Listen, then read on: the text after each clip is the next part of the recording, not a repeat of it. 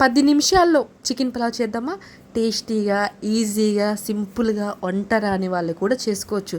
అలానే కాస్త కూస్త తెలిస్తే చాలు మసాలాలు, అంతేగాని అస్సలు రాకుండా ఉంటే కష్టం. కానీ నేను చెప్పినట్టు చేస్తే ఈ పులావ్ ఈ సండే దావత్కి చాలా బాగుంటుంది.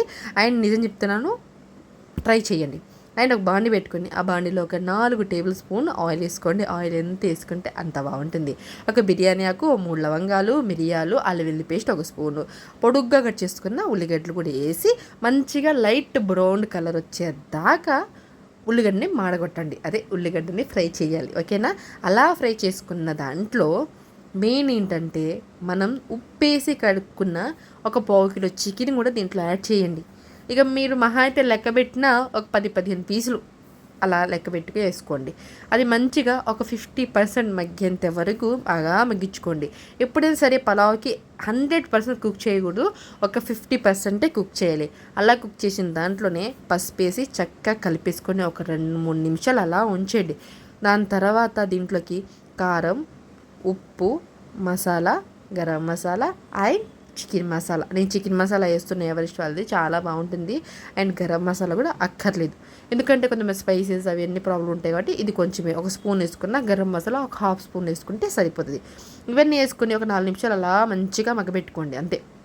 దీంట్లోనే నేను నార్మల్ రైసే వాడుతున్నాను. సో ఆ రైసే ఒక గ్లాస్ వాడాను అనుకుంటా, ఒక గ్లాస్ వాడేసుకోండి. ఆ గ్లాసులోనే ఒక గ్లాస్కి 2 గ్లాసులు వాటర్ పోసేసుకుంటే సరిపోతుంది.